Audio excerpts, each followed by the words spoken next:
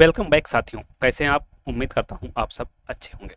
आज का हमारा वीडियो भारतीय संविधान से संबंधित है। So let's begin the video. भारतीय संविधान का निर्माण कैबिनेट मिशन योजना 1946 के अंतर्गत संविधान सभा द्वारा किया गया। कैबिनेट मिशन योजना के अंतर्गत 1946 में निर्मित संविधान सभा द्वारा किया गया। संविधान सभा द्वारा 26 नवंबर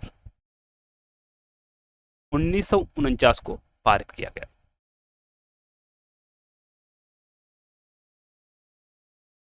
जो पारित करने की तिथि है वह 26 नवंबर 1949। भारतीय संविधान भारत के लोगों द्वारा अधिनियमित किया गया तथा 26 नवंबर 1949 को स्वयं को आत्मार्पित किया गया। संविधान की प्रारूप समिति के अध्यक्ष डॉक्टर वी.आर. अंबेडकर थे। प्रारूप समिति के अध्यक्ष कौन थे? Doctor B R. अंबेडकर। 26 नवंबर 1949 को ही संविधान के कुछ प्रावधान लागू कर दिए गए। जिस दिन पारित किया गया उसी दिन कुछ प्रावधान लागू कर दिए गए। संविधान सभा की अंतिम बैठक जो हुई थी वह 24 जनवरी 1950 को हुई। उसी दिन संविधान सभा द्वारा डॉक्टर राजेंद्र प्रसाद को भारत का प्रथम राष्ट्रपति चुना गया। कि जिस दिन अंतिम बैठक हुई 24 जनवरी 1950 को, उसी दिन राजेंद्र प्रसाद को भारत का प्रथम राष्ट्रपति चुना गया। संविधान पर संविधान सभा के सदस्यों ने अंतिम रूप से 24 जनवरी 1950 को हस्ताक्षर किए। भारतीय स्वतंत्रता अधिनियम 1947 के पारित होने के बाद संविधान सभा एक संप्रभु निकाय बन गई।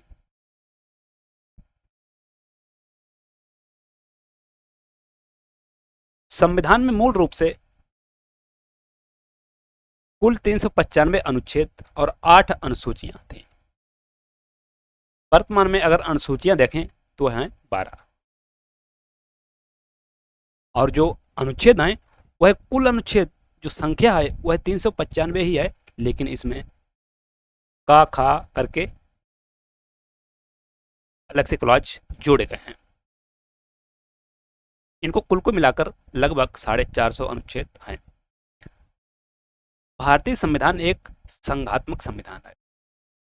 भारतीय संविधान कैसा संविधान है? एक संघात्मक संविधान है जिसमें केंद्रीयकरण की प्रवृत्ति पाई जाती है।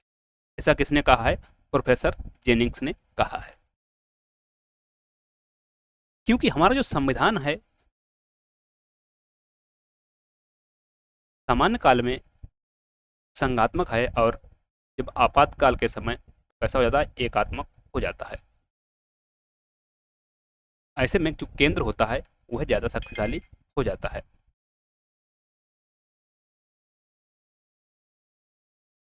प्रोफेसर वेयर भारतीय संविधान को अर्धसंघीय या संघात्मक कम एकात्मक अधिक मानते हैं।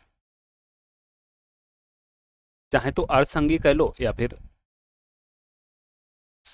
एकात्मक अधिक कह लो। कुछ ऐसे प्रावधान हैं जो एकात्मक की तरफ ले जाते हैं, जैसे अखिल भारतीय सेवाएं, राज्यों में राज्यपाल की नियुक्ति, आपातकाल के समय समशक्तियां केंद्र में निहित होना इत्यादि। परिसंघवाद संविधान का आधारभूत ढांचा है, ऐसा कहा गया माननीय सुप्रीम कोर्ट के द्वारा एस.आर. बोम्बई बनाम भारत संघ 1994 में। एस.आर. बोम्बई बाद में 1994 में कहा गया। जो परिसंघवाद है वह बेसिक स्ट्रक्चर है विजय कुमार सहानी, विजय कुमार मोहंती बनाम जादू उर्फ रामचंद्र साहू के बाद में उच्चतम न्यायालय ने टिप्पणी की कि उच्चतम न्यायालय विधि के शासन का संरक्षक है। यह सर मुंबई बनाम भारत संघ 1994 के मामले में अभिनिर्धारित किया गया पंथ निरपेक्षता संविधान का आधारभूत ढांचा है, अर्थात इसको बदला नहीं जा सकता, इसमें संशोधन नहीं किया जा सकता। आप जानते हैं कि जो बेसिक स्ट्रक्चर है संसद उसमें संशोधन नहीं कर सकती। 42वें संविधान संशोधन अधिनियम 1976 के द्वारा प्रस्तावना में समाजवादी, धर्मनिरपेक्ष और अखंडता शब्द समाविष्ट किए गए। समाजवादी, धर्मनिरपेक्ष और अखंडता शब्द हमारी मूल प्रस्तावना में नहीं थे। इन्हें 42वें संविधान संशोधन अधिनियम 1976 के द्वारा प्रस्तावना में शामिल किया गया। अरुण राय बनाम भारत संघ 2002 के मामले में उच्चतम न्यायालय ने कहा कि पंथ निरपेक्षता का सकारात्मक अर्थ है जिसके अनुसार सभी धर्मों का ज्ञान होना और उसके प्रति आदर का भाव होना चाहिए और उसके प्रति आपस में आदर की भावना का बीज पैदा करना है। प्रस्तावना संविधान का भाग है। प्रस्तावना संविधान का भाग है। Preamble is the part of constitution और वह इसके मूलभूत ढांचे से संबंधित है।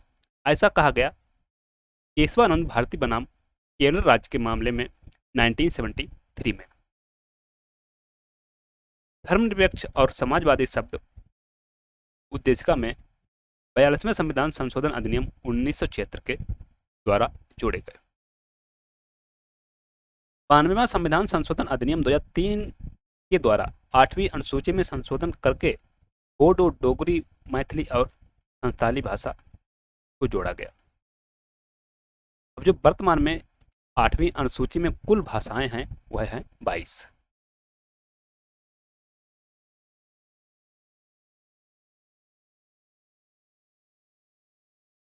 संविधान की 7वीं अनुसूची की सूची 1 संघ सूची, सूची 2 राज्य सूची, सूची 3 समवर्ती सूची है।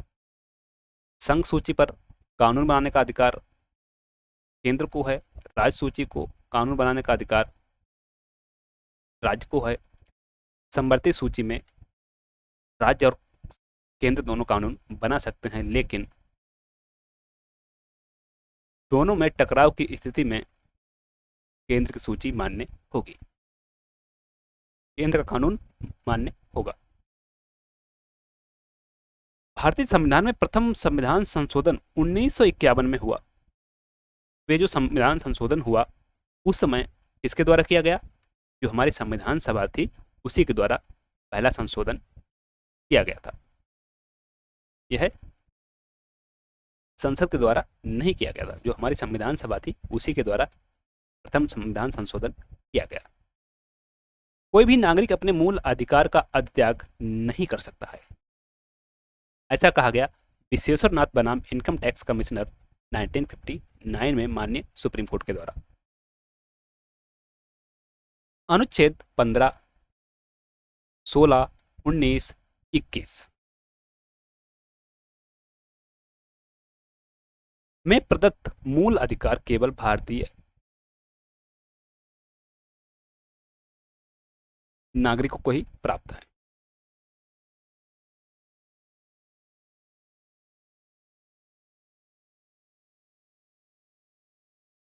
पंद्रह, 16, 19, 29 और 30 होना चाहिए था। यहाँ पर केवल भारतीय नागरिकों को ही प्राप्त है।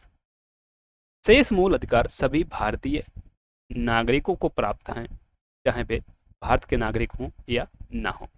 अर्थात 15, 16, 19, 29, 30 केवल भारतीय नागरिकों को प्राप्त हैं। शेष जो मूल अधिकार हैं सभी को प्राप्त हैं, जिसमें नागरिक और विदेशी भी शामिल हैं।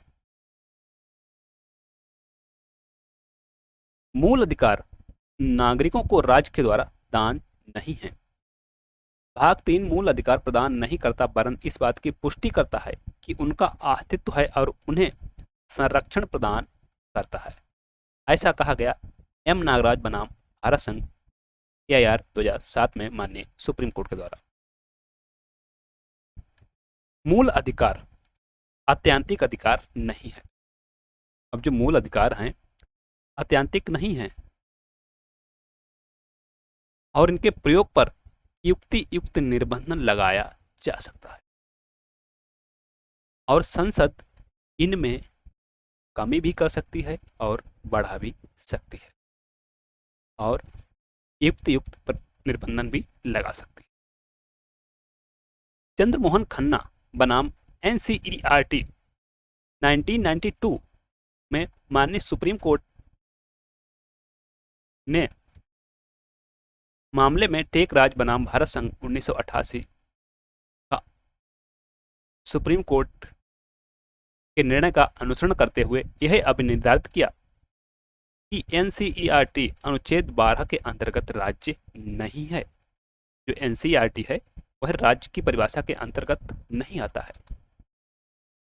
टेक राज बनाम भारत संघ 1988 में सुप्रीम कोर्ट में यह निर्धारित किया गया कि संवैधानिक एवं संसदीय अध्ययन संस्था जो सोसाइटी रजिस्ट्रेशन अधिनियम 1965 के अधीन एक रजिस्टर्ड संस्था है वह राज्य की अभिकर्ता नहीं है और अनुच्छेद 12 के अंतर्गत राज्य नहीं है।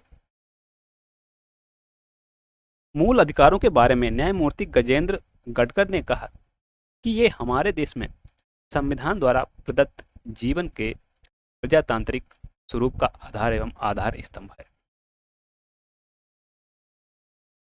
उच्चतम न्यायालय तथा उच्च न्यायालय को क्रमशः अनुच्छेद 32 और 226 के अधीन प्रदत्त न्यायिक पुनर्विलोकन की शक्ति संविधान का आधारभूत ढांचा है। जो जुडिशल रिव्यू की जो शक्ति है, चाहे माननीय सुप्रीम कोर्ट हो या फिर हाई कोर्ट हैं जो राज्य के, ये क्या है, बेसिक स्ट्रक्चर का भाग है न्यायिक पुनर्विलोकन जुडिशियल रिव्यू, और इसे अनुच्छेद 368 के अधीन संविधान संशोधन द्वारा समाप्त नहीं किया जा सकता है। ऐसा कहा गया एल चंद्र कुमार बनाम भारत संघ 1997 में माननीय सुप्रीम कोर्ट के द्वारा। न्यायिक पुनर्विलोकन के सिद्धांत को सर्वप्रथम अमेरिका के सुप्रीम कोर्ट ने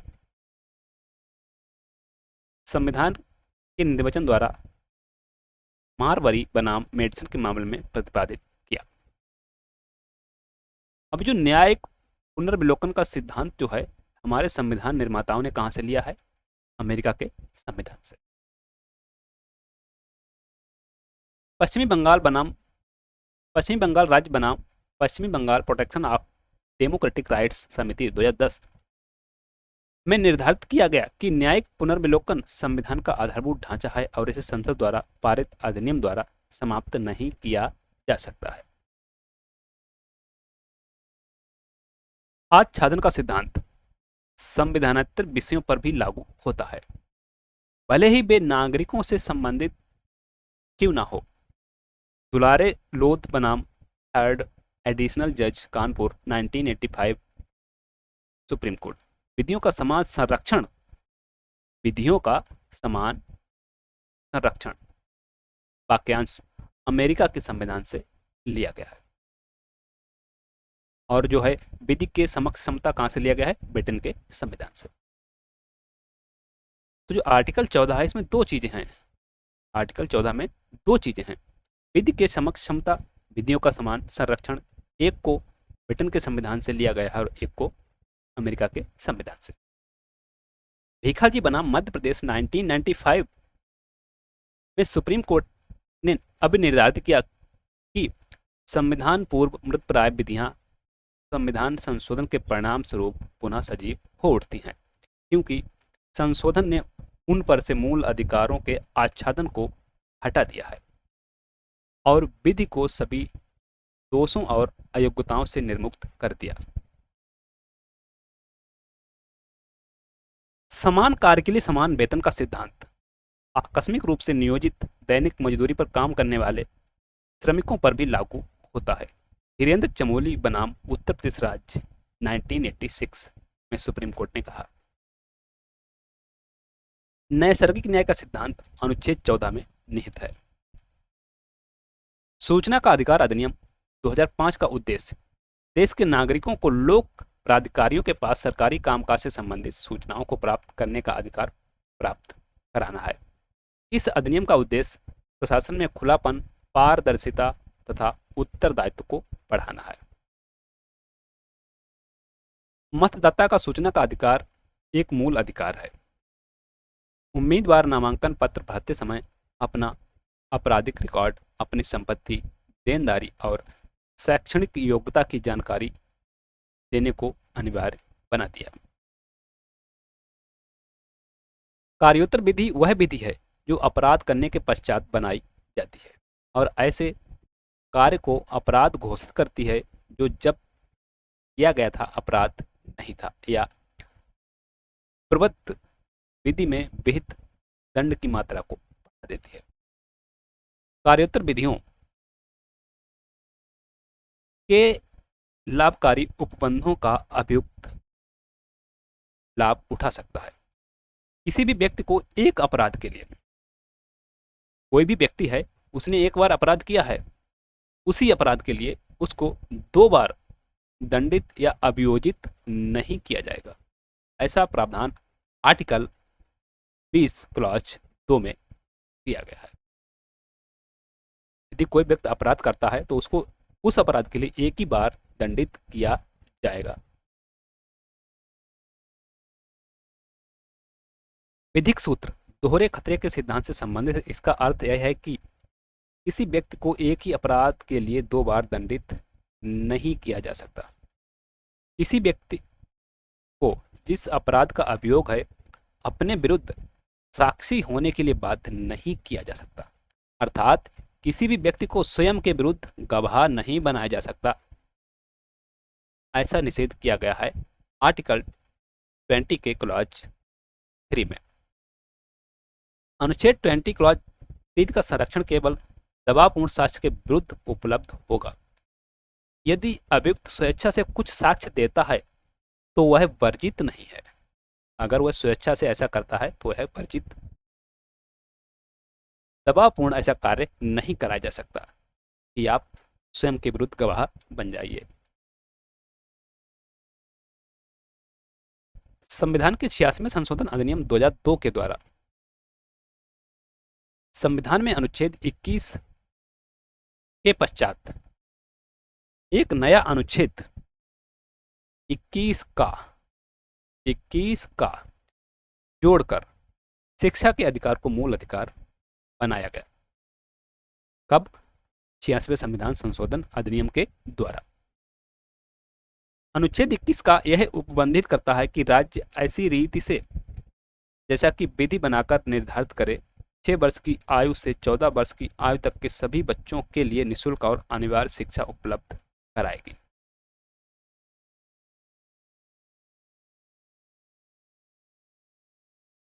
मूल कर्तव्य स्वर्ण सिंह समिति की सिफारिश के आधार पर जोड़ा गया। मूल कर्तव्य का उल्लंघन दंडनीय नहीं बनाया गया है। 42वें संविधान संशोधन अधिनियम 1976 के द्वारा संविधान में मूल कर्तव्यों को जोड़ा गया। कब जोड़ा गया? 42वें संविधान संशोधन अधिनियम के द्वारा, जो हुआ था 1976 में, मूल कर्तव्यों को संविधान में जोड़ा गया। और इनका उल्लेख कहां पर है? भाग 4 का में, अनुच्छेद 51 का में। और इनकी संख्या जो है मूल कर्तव्यों की वह है 11। भारतीय संविधान में मूल कर्तव्यों को शामिल करने का विचार पूर्व सोवियत संघ के संविधान से लिया गया है।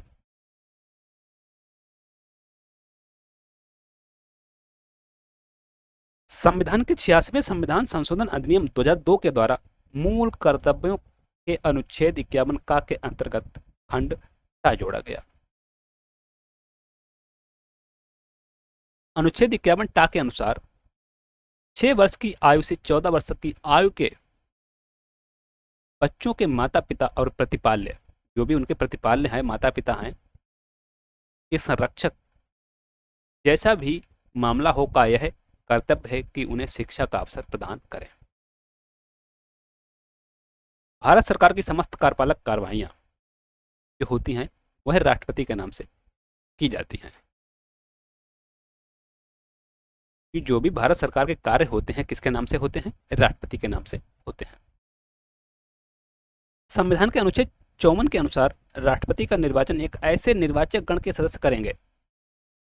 जो इसका निर्वाचक गण होगा राष्ट्रपति महोदय का, में कौन कौन शामिल होगा?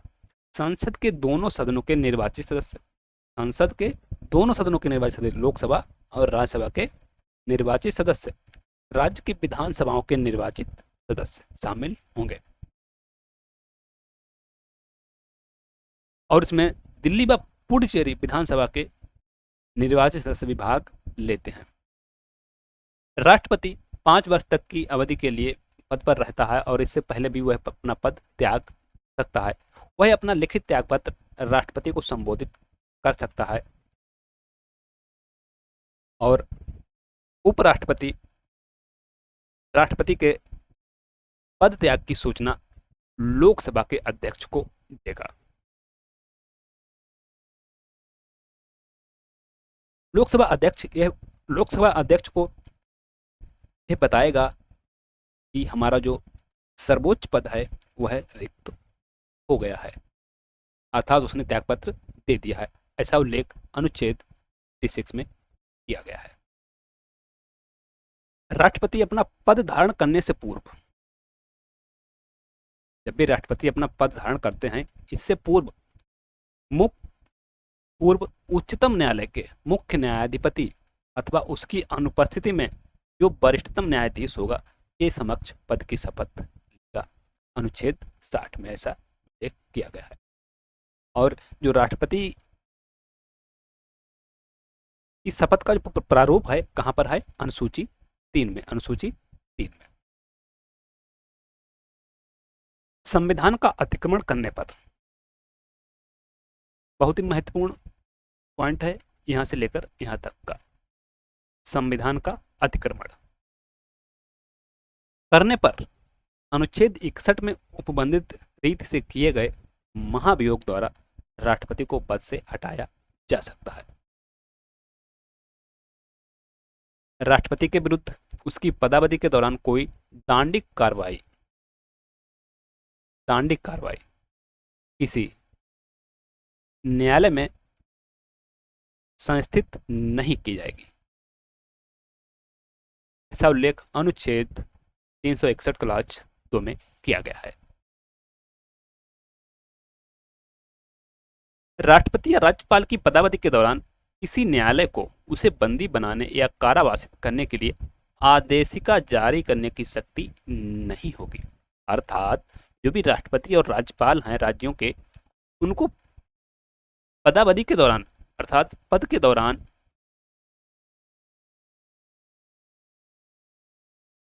जेल की सजा नहीं सुनाई जा सकती।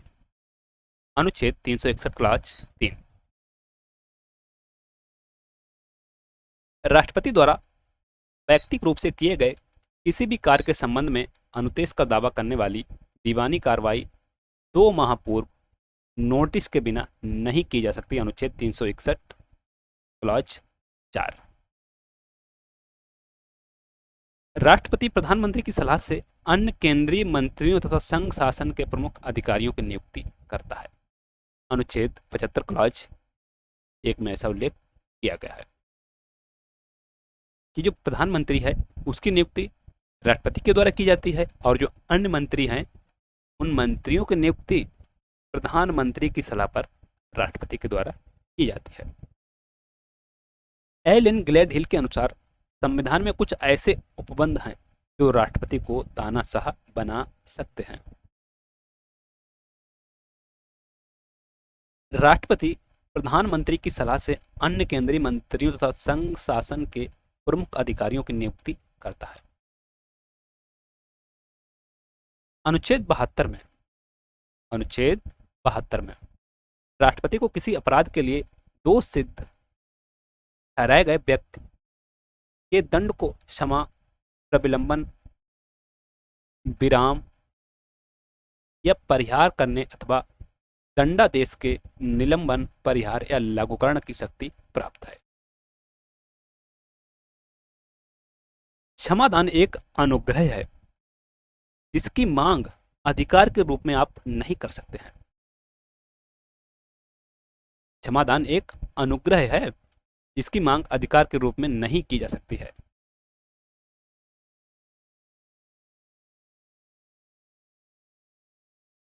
मंत्रिपरिषद ने राष्ट्रपति को क्या सलाह दी है? मंत्रिपरिषद ने राष्ट्रपति को क्या सलाह दी है? न्यायालय इसकी जांच नहीं कर सकता है। आर्टिकल 74 क्लॉज 2, अर्थात मंत्रिपरिषद द्वारा दी गई सलाह की जांच न्यायालय में नहीं कराई जा सकती। उपराष्ट्रपति का निर्वाचन संसद के दोनों सदनों द्वारा आनुपातिक प्रतिनिधित्व पद्धति के अनुसार एकल संक्रमणीय मत द्वारा किया जाता है। अनुच्छेद 66 क्लॉज 1, राष्ट्रपति लोकसभा में बहुमत प्राप्त दल के नेता को प्रधानमंत्री नियुक्त करता है। थैंक्स, मिलते हैं नेक्स्ट वीडियो में इसी कुछ जारी रखते हुए। तब तक के लिए नमस्कार।